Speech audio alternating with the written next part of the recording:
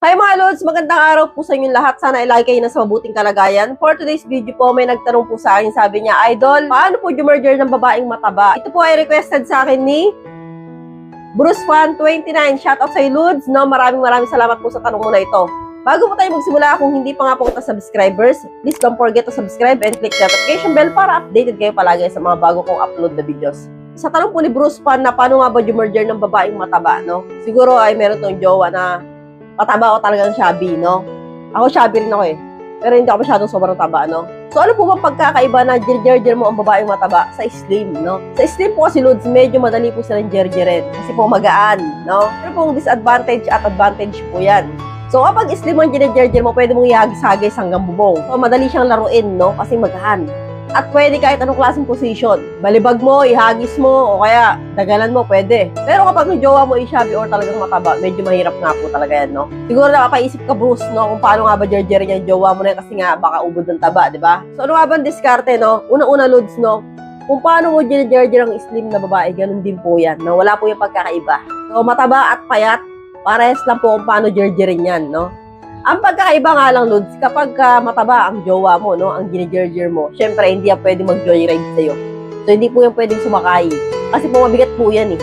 So, hindi po siya pwedeng magmaneho. So, ang mangyayari po niyan, ikaw lang lagi magmamaneho. So, ikaw ang laging nakaibabaw. So, unlike po ng slim yung jowa mo, ay pwede, no? Pwede siyang magmaneho sa'yo. So, yun po yung disadvantage niyan. Pero sa pamamaraan, Lods, ng pag-jerjer, parehas lang po yan kung paano ko jerjer ng slim. So, tanggalin mo lang po yung mindset mo na, ay, mataba to, baka mahirapan ako, hindi po ganun, no? Parehas lang po yan. So, paano nyo po burat sa inyong babaeng slim, ganun nyo rin po buburat sa inyong babaeng mataba, no? So, syempre, doon po muna kayo sa haligan, no? And then, pababa sa jollen, and then, kakain ka na pechay, syempre, no? So, kahit naman po yan, Lods, mataba, no? Kahit naman po yan ay mabilbil, no?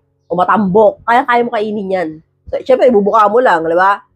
O, makakain mo na. So, medyo mas mahirap nga lang para sa'yo, lalo na kung maliit kang lalaki at siya naman ay malaking babae. So, medyo kailangan lang ng matinding effort dyan. Pero kung magkasing laki lang din naman kayo, edi okay lang, di ba? Kung magkasing tangkad kayo, no? Sabi nga nila, Lods, no, pagdating sa kama, pantay yan, no? Walang malaki, walang matangkad. Pagdating sa kama, laging pantay yan. So, ang suggest ko, Lods, na position, no, kapag nag-jerjer kayo ng babaeng mataba, yung nga lang, ikaw papatong and then doggy style lang, no? Yun lang po yung pinaka-the best. Yung dalawa lang na yun, no? So, hindi naman po pwedeng mag-drive nga sa'yo, katulad sabi ko, kasi po mabigat po yan. At saka yun po yung best position na talagang kailangan mo lang gawin sa kanya dahil po, yun nga, butterfly position, no?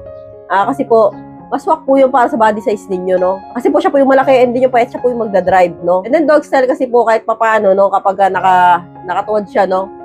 Medyo swak pa rin kasi masasayad pa rin yung imbutido mo. So, swak pa rin yun, no?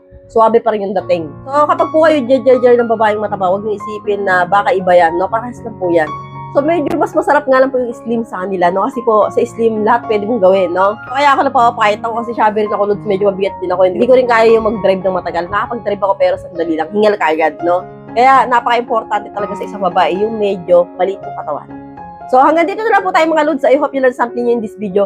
More videos to come, so stay connected and see you again for my next video. God bless. Bye-bye!